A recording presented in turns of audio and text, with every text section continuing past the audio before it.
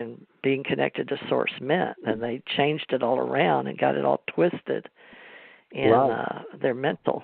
So, we want to help people. Go ahead. Last week I mentioned what I have identified as the 6 pitfalls. Those are the kind of things you're talking about. This is what trips people up when they fall into the pitfall. And the idealization problem is the first of those. And we talked about that some last week. We didn't get a chance to actually talk about the other one, like the exclusivity trap. This is the second of the pitfalls. And that's one I see a lot of people tripped up by. The whole idea that, our religion is it. All the other religions of the world are false. Only this one religion is the true religion. And that is a terrible trap to find yourself in. And once you're in there, it's a tough place to get out of. Think of it like a big hole, and you're down in the bottom of that hole, a pit. And that's the name, pitfall. I'm the only way. You have to believe me and my way, and my way is the only way or the highway.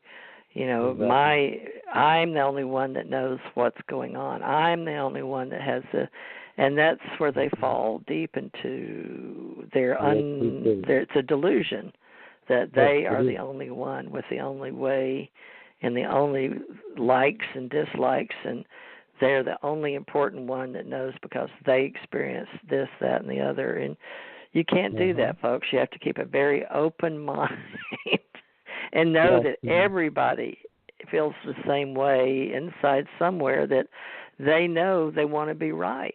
They want to know that their thinking is right with the all. And if they start doing that and separating themselves from reality and the consensus and understanding a general reality, that can make you very ill. And I've seen a lot of people with a psychosis and a delusion that they are the only way, the truth, and the light, and their way is the only way. But now you're saying that if you separate yourself with all these people, that if you can find people, believe it or not, and convince them to believe exactly like you. And we know that people do that and have created so many church or groups because farmers, especially, what else did they have? They didn't have all the fancy things to go do. They believed in you get up with the sun and you go to bed with the dark, when the sun goes down, and then you work your farm so you can eat and take care of yourself, and then you get up the next day and do the same thing. But they pretty much believe in this country that on Sundays they didn't work. They went down and they socialized and had, dinners outside the churches. I know because I lived out in the country for 20 years, and I saw all these churches around all the coal mines of Kentucky, and there was like little churches. In most of the cities traveling to the United States, there are more little churches than anything else. And that's because that used to be all they did. They didn't have televisions. They didn't have radio. They didn't have, even some of the churches were the schools for the children. So it used to be the churches were everything. They were the social club, as my husband said. He told me growing up they were, because his father was a preacher, they were social clubs. But that proves that even back then we needed something besides work and sleep, to me, that we had to come together, build a barn or go to church. Then we started having all the little cities that some could do bartering, like with the Indians, right? And would barter for beads, or they'd barter for alcohol, I guess. I don't know who started that, the Egyptians, I guess. But anyway, we've come a long way since those days. But the basics are we need comfort. We need to be accepted by each other, by those outside. We need validation. And we've learned to do this even in cyberspace. So, Bill, do you have anything in there about cyberspace, or how is this good enough? Because my children are texting and getting in arguments and stuff. I shouldn't keep referring to my own family, but that's what's going on with me now at 67 with children in their 40s. But, they get mad at each other and they come back, and I told them, stop texting. And I told them, I hate texting. Now, people, I was raised by educators, My mother was an educator, and her mother was an educator, and her mother was an educator, and all the way up into New York, into the original. My, like great grandmother was on the school board in New York City. Okay, so we've got history back to making of America. But the thing is, you can only learn so much, but you still need people. And I'm not happy with my family because we have problems. But you know what? Every problem, when you're working with somebody outside yourself, you're going to have problems. That's what I've learned, because we don't all agree. We just don't. Each human with another human, and oh my gosh, it's hard to be on here, and people believe God's not going to come back again in some of the people's mind until we all agree that we're all need to be saved. That's one of the things I hear a lot, until we all realize that we're all sent here and we're not perfect. In other words, we are not source. We are not God. We're just little drops in the ocean of God, or we're just little pieces of God. But go ahead. What is this open walk? Keeping an open mind, but still realize we need others? Well, that is indeed part of it. And we need to look at a lot of different ideas. If you only have your one religion that you were raised in, and that's all you're ever willing to even look at, then you're never going to understand people of other religions. You have to look at what they believe. You have to study everything, all of the religions of the world, all the philosophies and schools of thought, belief systems. Look at them all. Compare and contrast.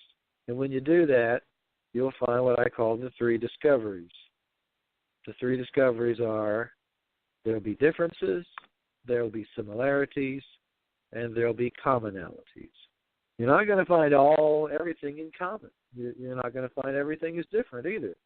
And you are going to find things that are just similar, but not quite the same. So you'll find all three of those. And it's how we greet those three discoveries that makes all the difference. You have to learn to appreciate the differences, comprehend the similarities, and focus on the commonalities. If we can do those three things with those three discoveries, then we can find harmony, even when we have beliefs that are radically different from one another. We can still find harmony if we can learn to appreciate those differences, comprehend the similarities, and focus on the commonalities. So I think that's and have you thought about, important. People like each other and tend to flock together. They say birds of a feather flock together. How many people do you know that want to be with you in a group? Are you challenged because you're too different?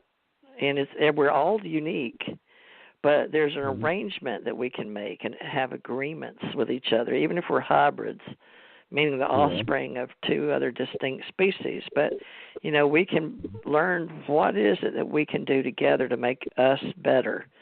If it's not serving you, it can be a benefit or a burden. In each person, are you a benefit or are you a burden? If we're in service to others, what are you doing? Are you helping others really by complaining all the time? Do you, are you just like, do you say you this and you that, and you don't do this and you don't do that? And people, if you want to get along with others, you really don't want to start pointing the finger and saying you. Right, Bill? You don't like that, do you, Bill? You, trying to tell you how to live. You can suggest it. You can say I, if it was me. But, Bill, do you have any people skills in communication? The best way to how to win friends and influence people. As I was doing the final edit on my book, I looked through and I found places where I used the word you, and that's when I realized, no. That's accusative when you say you something. What I had to do was change all those to we. Oh, you really did edit your book? Oh, of course. Yeah, and I had other people look at it too, along with me. Take the yous out first of all. I took the yous out and replaced them with we's, because we're all in this together. It's not just you and me or you or me. It's we. It's all of us. Boy, more families should know that it's a we. We're learning we are a family. I've noticed the kids smile. You say we can do this. We are prophetic, or we are greater in number.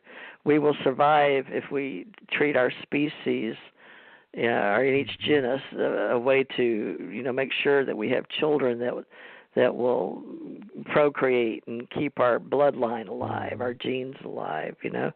And a lot of people don't have children, and how do their bloodline will gradually fade off if there's no children to follow them. There's no generation to come after them. So what happens to those people? Do they just fade off of the earth? I think so.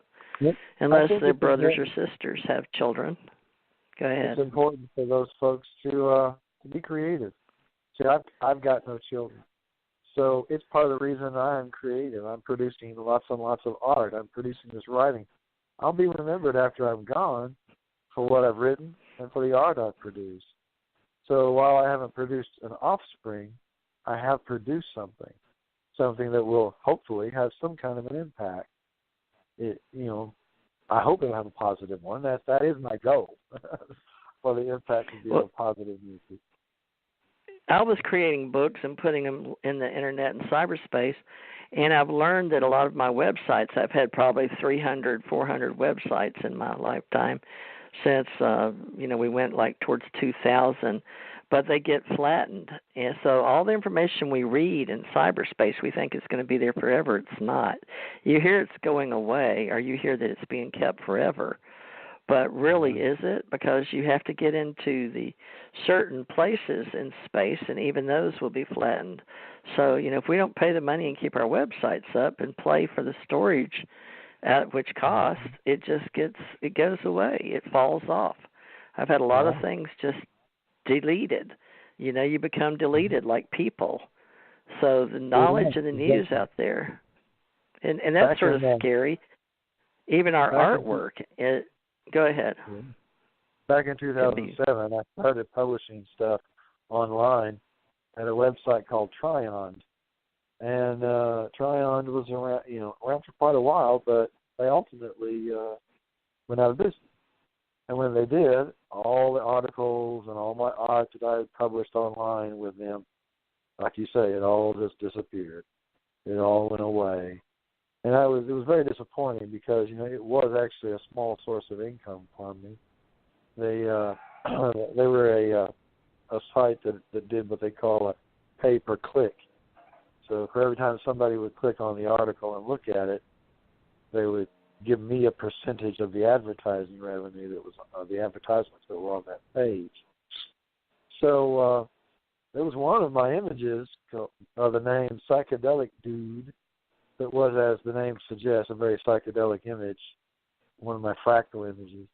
And it was just incredibly popular. It had reached a point where you do a Google search on that name, it was the first link that would come up. So it was good. It was actually making me some money, but now it's not. So I need to find another site like Tryon and start getting more stuff back out there. But all those articles, I had several articles I wrote. Several of them I actually converted into chapters. And this book, The Open Walk, has some of those as chapters. And in a future book that I'm writing, I'm actually working on more than one future book right now, so it may take a while since I'm kind of dividing my energies between multiple projects. But one of them is about the cosmic collective consciousness. So I wrote a whole series of articles about that, and all of them together actually makes a book, all those articles together, but I am going to have to expand upon it and kind of update it based on new information. Because after all, like I said about the open walk, as new information comes to light, you have to go back and refine your theories and your ideas. Because sometimes that new information will actually contradict your theory. And if you ignore that new information and say, no, I'm going to go with my theory, whatever, then that stubbornness does not serve you. And that takes away the purity from the process. we talked about that, I think, in the last show, about the catharinosis process. And that